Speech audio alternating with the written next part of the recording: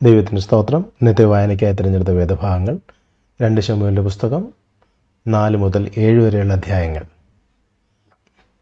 അധ്യായം 4. അബ്നേർ ഹെബ്രോനിൽ വച്ച് മരിച്ചുപോയത് ശൗലിൻ്റെ മകൻ കേട്ടപ്പോൾ അവൻ്റെ ധൈര്യം ക്ഷയിച്ച് ഇസ്രായേലിലൊക്കെയും ഭ്രമിച്ചുപോയി. എന്നാൽ ശൗലിൻ്റെ മകന് പടനായന്മാരായ 2 പുരുഷന്മാരുണ്ടായിരുന്നു. ഒരുത്തന് ബാന എന്നും മറ്റവന് രേഖാബ് എന്നും പേർ. അവർ ബെന്യാമിന്യരിൽ ബെരോത്യനായ റിമ്മോൻ്റെ പുത്രന്മാരായിരുന്നു. ബെരോത്ത് ബെന്യാമിനിൽ ഉൾപ്പെട്ടതായി വിചാരിച്ചു വരുന്നു. ബെരോത്യർ ഗിഥയിമിലേക്ക് ഓടിപ്പോയി ഇന്നുവരെയും അവിടെ പരദേശികളായി പാർക്കുന്നു.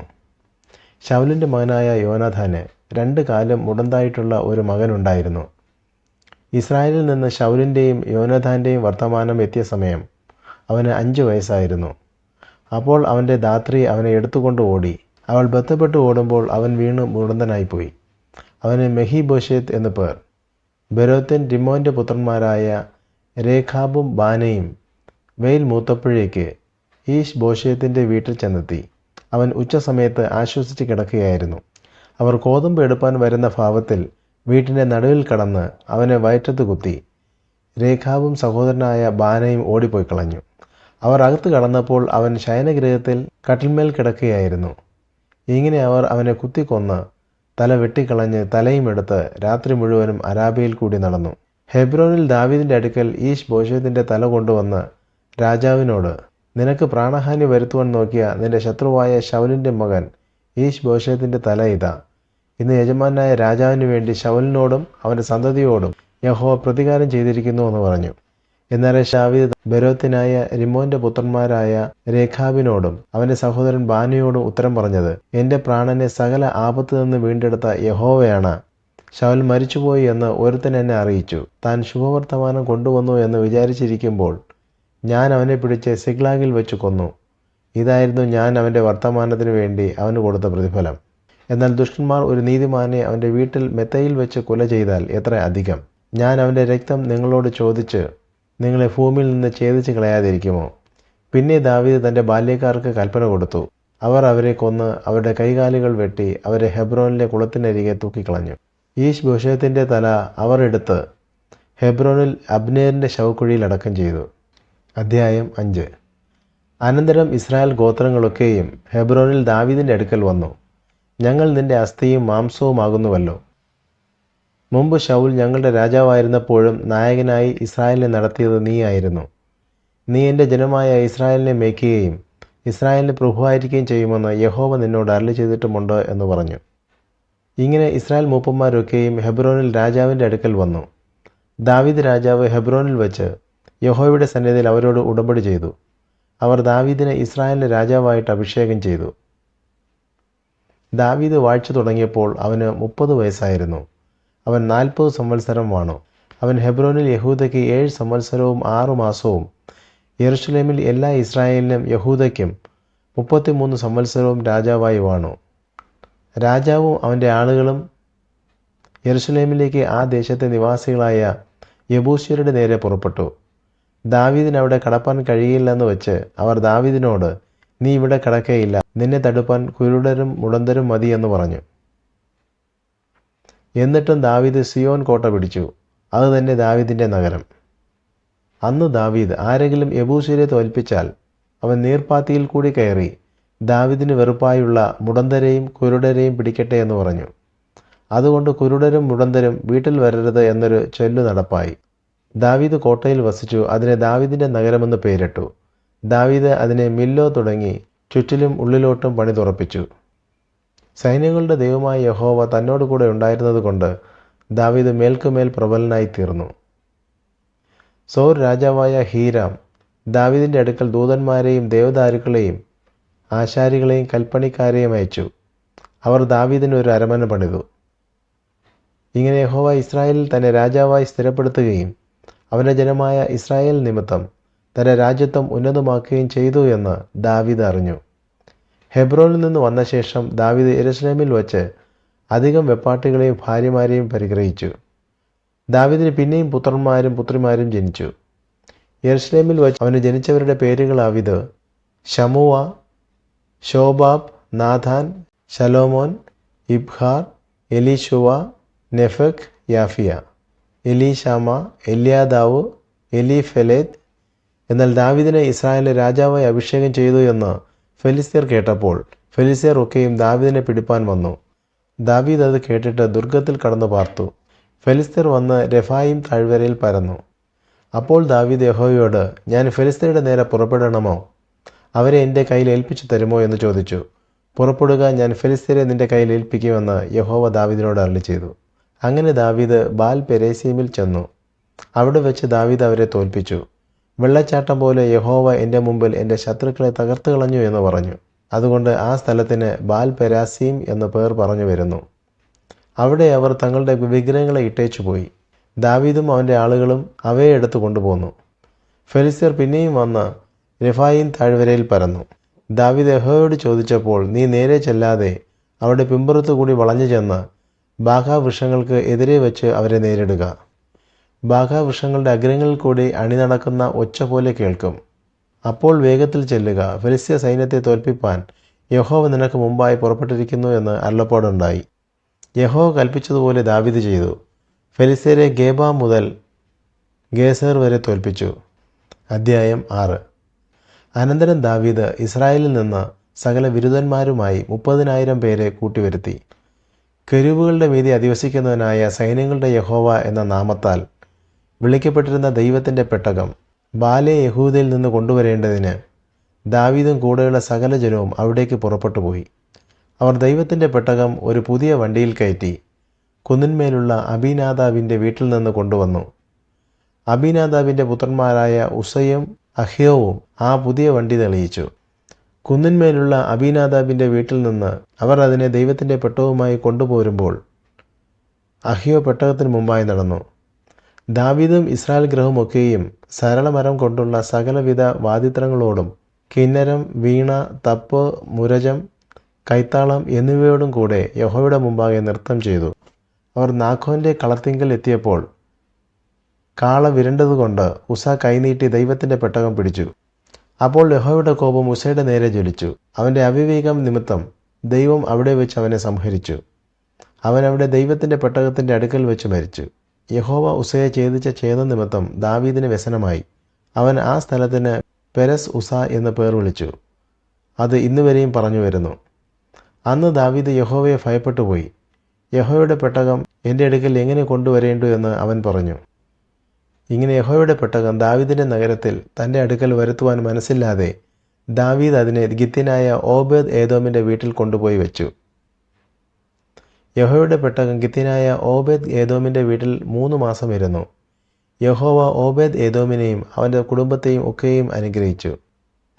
ദൈവത്തിൻ്റെ പെട്ടകം നിമിത്തം യഹോവ ഓബേദ് ഏദോമിൻ്റെ കുടുംബത്തെയും അവനുള്ള സകലത്തെയും അനുഗ്രഹിച്ചു എന്ന് ദാവീദ് രാജാവിന് അറിവ് കിട്ടിയപ്പോൾ ദാവീദ് പുറപ്പെട്ട് ദൈവത്തിൻ്റെ പെട്ടകം ഓബേദ് ഏദോമിൻ്റെ വീട്ടിൽ നിന്ന് ദാവീദിൻ്റെ നഗരത്തിലേക്ക് സന്തോഷത്തോടെ കൊണ്ടുവന്നു. യഹോവയുടെ പെട്ടകം ചുമന്നവർ 6 ചൂട് നടന്ന ശേഷം അവനൊരു കാളയെയും തടിപ്പിച്ച കിടാവിനെയും യാഗം കഴിച്ചു. ദാവീദ് പഞ്ഞി നൂലങ്കി ധരിച്ചുകൊണ്ട് പൂർണ്ണ ശക്തിയോടെ യഹോവയുടെ മുമ്പാകെ നൃത്തം ചെയ്തു. അങ്ങനെ ദാവീദും ഇസ്രായേൽ ഗൃഹമൊക്കെയും ആർപ്പോടും കാഹളനാദത്തോടും കൂടെ യഹോവയുടെ പെട്ടകം കൊണ്ടുവന്നു. എന്നാൽ യഹോവയുടെ പെട്ടകം ദാവീദിൻ്റെ നഗരത്തിൽ കടക്കുമ്പോൾ ശൗലിൻ്റെ മകളായ മീഖൾ കിളിവാതിൽ കൂടി നോക്കി. ദാവീദ് രാജാവ് യഹോവയുടെ മുമ്പാകെ കുതിച്ചു നൃത്തം ചെയ്യുന്നത് കണ്ട് തൻ്റെ ഹൃദയത്തിൽ അവനെ നിന്ദിച്ചു. അവർ യഹോവയുടെ പെട്ടകം കൊണ്ടുവന്നു ദാവീദ് അതിനായിട്ട് അടിച്ചിരുന്ന കൂടാരത്തിൻ്റെ നടുവിൽ അതിൻ്റെ സ്ഥാനത്ത് വെച്ചു. പിന്നെ ദാവീദ് യഹോവയുടെ സന്നിധിയിൽ ഹോമയാഗങ്ങളും സമാധാനയാഗങ്ങളും അർപ്പിച്ചു. ദാവീദ് ഹോമയാഗങ്ങളും സമാധാനയാഗങ്ങളും അർപ്പിച്ചു തീർന്ന ശേഷം അവൻ ജനത്തെ സൈന്യങ്ങളുടെ യഹോവയുടെ നാമത്തിൽ അനുഗ്രഹിച്ചു. പിന്നെ അവൻ ഇസ്രായേലിൻ്റെ സർവ്വസംഘവുമായ സകല ജനത്തിലും പുരുഷന്മാർക്കും സ്ത്രീകൾക്കും ആളൊന്നിന് 1 അപ്പവും 1 കഷ്ണം മാംസവും 1 മുന്തിരിയടയും വീതം പങ്കിട്ടു കൊടുത്തു. ജനമൊക്കെയും താൻ്റെ വീട്ടിലേക്ക് പോയി. അനന്തരം ദാവീദ് തൻ്റെ കുടുംബത്തെ അനുഗ്രഹിക്കേണ്ടതിന് മടങ്ങി വന്നപ്പോൾ ശൗലിൻ്റെ മകളായ മീഖൾ ദാവീദിനെ എതിരേറ്റ് ചെന്നു. നിസാരന്മാരിൽ ഒരുത്തൻ തന്നെത്താൻ അനാവൃതനാക്കുന്നത് പോലെ ഇന്ന് തൻ്റെ ദാസന്മാരുടെ ദാസികൾ കാണുകെ തന്നെത്താൻ അനാവൃതനാക്കിയ ഇസ്രായേൽ രാജാവ് ഇന്ന് എത്ര മഹത്വമുള്ളവൻ എന്ന് പറഞ്ഞു. ദാവീദ് മീഖളിനോട് യഹോവയുടെ ജനമായ ഇസ്രായേലിനെ പ്രഭുവായി നിയമിപ്പാൻ തക്കവണ്ണം നിന്റെ അപ്പനിലും അവൻ്റെ സകല ഗൃഹത്തിലും ഉപരിയായി എന്നെ തിരഞ്ഞെടുത്തിരിക്കുന്ന യഹോവയുടെ മുമ്പാകെ, അതെ യഹോവയുടെ മുമ്പാകെ ഞാൻ നൃത്തം ചെയ്യും. ഞാൻ ഇനിയും ഇതിലധികം ഹീനനും എൻ്റെ കാഴ്ചയ്ക്ക് എളിയവനുമായിരിക്കും. നീ പറഞ്ഞ ദാസികളാലോ എനിക്ക് മഹത്വമുണ്ടാകുമെന്ന് പറഞ്ഞു. എന്നാൽ ശൗലിൻ്റെ മകളായ മീഖളിന് ജീവപര്യന്തം ഒരു കുട്ടിയും ഉണ്ടായില്ല. അധ്യായം 7. യഹോവ ചുറ്റുമുള്ള സകല ശത്രുക്കളെയും അടക്കി രാജാവിന് സ്വസ്ഥത നൽകിയ ശേഷം രാജാവ് തൻ്റെ അരമനയിൽ വസിക്കും കാലത്ത് ഒരിക്കൽ രാജാവ് നാഥാൻ പ്രവാചകനോട്, ഇതാ ഞാൻ ദേവദാരു കൊണ്ടുള്ള അരമനയിൽ വസിക്കുന്നു, ദൈവത്തിൻ്റെ പെട്ടകമോ തിരശ്ശീലയ്ക്കകത്തിരിക്കുന്നു എന്ന് പറഞ്ഞു. നാഥാൻ രാജാവിനോട്, നീ ചെന്ന് നിന്റെ മനസ്സിലുള്ളതൊക്കെയും ചെയ്തു കൊള്ളുക, യഹോവ നിന്നോടുകൂടെ ഉണ്ട് എന്ന് പറഞ്ഞു. എന്നാൽ അന്ന് രാത്രി യഹോവയുടെ അരുളപ്പാട് നാഥാൻ ഉണ്ടായതെന്തെന്നാൽ, എൻ്റെ ദാസനായ ദാവീദിനോട് നീ ചെന്നു പറക, യഹോവ ഇപ്രകാരം അരുളി ചെയ്യുന്നു, ഞാൻ അധിവസിക്കേണ്ടതിന് നീ എനിക്കൊരു ആലയം പണിയുമോ? ഞാൻ ഇസ്രായേൽ മക്കളെ മിസ്രൈമിൽ നിന്ന് പുറപ്പെടുവിച്ച നാൾ മുതൽ ഇന്നുവരെയും ഞാനൊരു ആലയത്തിൽ അധിവസിക്കാതെ കൂടാരത്തിലും നിവാസത്തിലുമല്ലോ സഞ്ചരിച്ചു വരുന്നത്. എൻ്റെ ജനമായ ഇസ്രായേലിനെ മേയ്പ്പാൻ ഞാൻ കൽപ്പിച്ചാക്കിയ ഇസ്രായേൽ ഗോത്രങ്ങളിൽ ഒന്നിനോട് എനിക്ക് ദേവദാരു കൊണ്ട് ഒരു ആലയം പണിയാതിരിക്കുന്നതെന്ത്?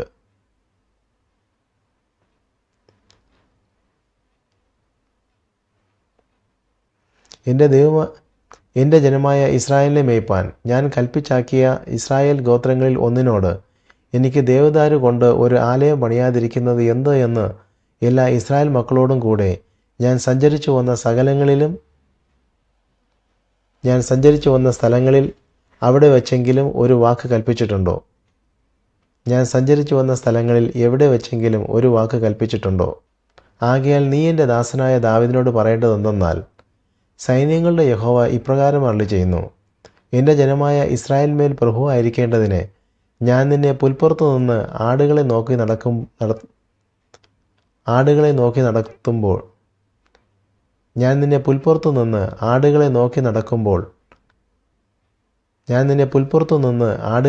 നടക്കുമ്പോൾ തന്നെ എടുത്തു. നീ സഞ്ചരിച്ചു വന്ന എല്ലായിടത്തും ഞാൻ നിന്നോടുകൂടെ ഇരുന്ന് നിന്റെ സകല ശത്രുക്കളെയും നിന്റെ മുമ്പിൽ നിന്ന് ഛേദിച്ചു കളഞ്ഞിരിക്കുന്നു. ഭൂമിയിലുള്ള മഹാന്മാരുടെ പേർ പോലെ ഞാൻ നിന്റെ പേർ വലുതാക്കും. ഞാൻ എൻ്റെ ജനമായ ഇസ്രായേലിന് ഒരു സ്ഥലം കൽപ്പിച്ചു കൊടുക്കുകയും അവർ സ്വന്തം സ്ഥലത്ത് പാർത്ത് അവിടെ നിന്ന് ഇളകാതിരിക്കത്തക്കവണ്ണം അവരെ നടുകയും ചെയ്യും. പണ്ടത്തെ പോലെയും എൻ്റെ ജനമായ ഇസ്രായേലിന് ഞാൻ ന്യായാധിപന്മാരെ കൽപ്പിച്ചാക്കിയ കാലത്തെ പോലെയും ഇനി ദുഷ്ടന്മാർ അവരെ പീഡിപ്പിക്കയില്ല.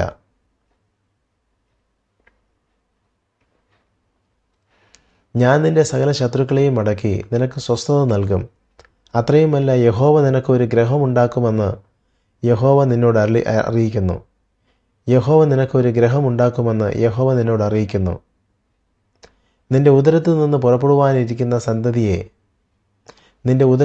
പുറപ്പെടുവാനിരിക്കുന്ന സന്തതിയെ നിന്റെ ആയുഷ്കാലം തികഞ്ഞിട്ട് നിന്റെ പിതാക്കന്മാരോട് കൂടെ നീ നിദ്ര കൊള്ളുമ്പോൾ ഞാൻ നിനക്ക് പിന്തുടർച്ചയായി സ്ഥിരപ്പെടുത്തുകയും അവൻ്റെ രാജ്യത്വം ഉറപ്പിക്കുകയും ചെയ്യും. അവൻ എൻ്റെ നാമത്തിന് ഒരു ആലയം പണിയും. ഞാൻ അവൻ്റെ രാജ്യത്വത്തിൻ്റെ സിംഹാസനം എന്നേക്കും സ്ഥിരമാക്കും.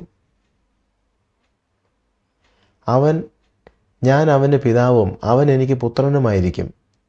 അവൻ കുറ്റം ചെയ്താൽ ഞാൻ അവനെ മനുഷ്യരുടെ വെടികൊണ്ടും മനുഷ്യപുത്രന്മാരുടെ അടികൊണ്ടും ശിക്ഷിക്കും.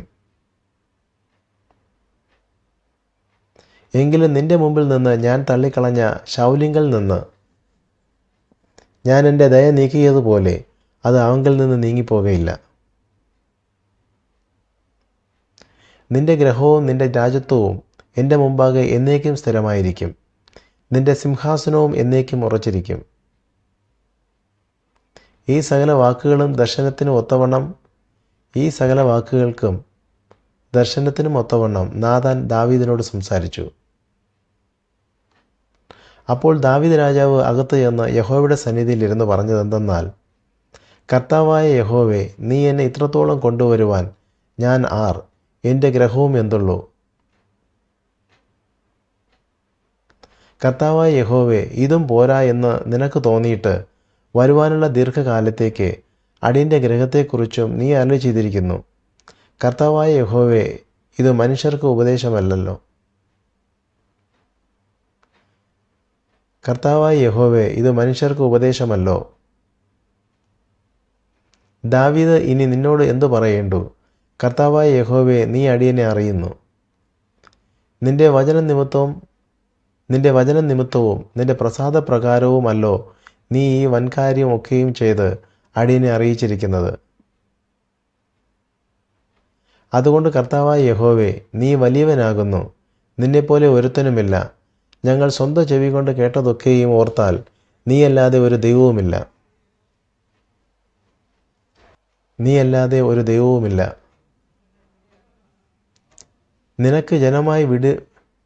നിനക്ക് ജനമായി വീണ്ടെടുപ്പാനും നിനക്കൊരു നാമം സമ്പാദിപ്പാനും നീ ചെന്നിരിക്കുന്ന നിന്റെ ജനമായ ഇസ്രായേലിന് തുല്യമായി ഭൂമിയിൽ ഏതൊരു ജാതിയുള്ളൂ?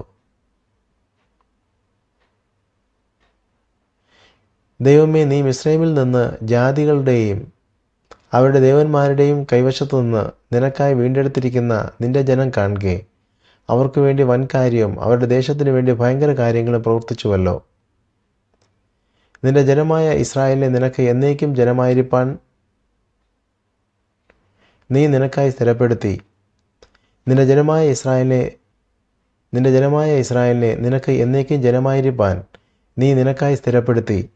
യഹോവേ, നീ അവർക്ക് ദൈവമായി തീർന്നുമിരിക്കുന്നു. ഇപ്പോഴും കർത്താവായ യഹോവേ, നീ അടിയനെയും അടിയൻ്റെ ഗ്രഹത്തെയും കുറിച്ച് അരുളി ചെയ്ത വചനത്തെ എന്നേക്കും ഉറപ്പാക്കി അരുളപ്പാടുപോലെ ചെയ്യണമേ. ഇപ്പോഴും കർത്താവായ യഹോവേ, നീ അടിയനെയും അടിയൻ്റെ ഗ്രഹത്തെയും കുറിച്ച് അരുളി ചെയ്ത വചനത്തെ എന്നേക്കും ഉറപ്പാക്കി അരുളപ്പാടുപോലെ ചെയ്യണമേ. സൈന്യങ്ങളുടെ യഹോവ ഇസ്രായേലിൻ്റെ ദൈവം എന്നിങ്ങനെ നിന്റെ നാമം എന്നേക്കും മഹത്വീകരിക്കപ്പെടുമാറാകട്ടെ. നിന്റെ ദാസനായ ദാവീദിൻ്റെ ഗൃഹം നിന്റെ മുമ്പാകെ സ്ഥിരമായിരിക്കട്ടെ. ഞാൻ നിനക്ക് ഒരു ഗൃഹം പണിയുമെന്ന് നീ അടിയനെ വെളിപ്പെടുത്തിയതുകൊണ്ട് ഇസ്രായേലിൻ്റെ ദൈവമായ സൈന്യങ്ങളുടെ യഹോവേ, നിന്നോട് ഈ പ്രാർത്ഥന കഴിപ്പാൻ അടിയൻ ധൈര്യം പ്രാപിച്ചു. നിന്നോട് ഈ പ്രാർത്ഥന കഴിപ്പാൻ അടിയൻ ധൈര്യം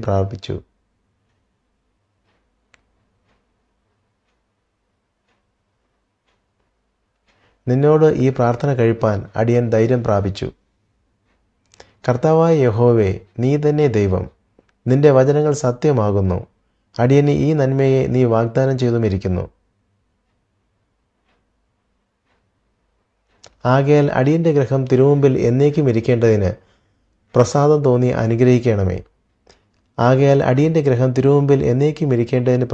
തോന്നി അനുഗ്രഹിക്കണമേ. കർത്താവായ യഹോവേ, നീ അങ്ങനെ അരുളി ചെയ്തിട്ടുണ്ടല്ലോ.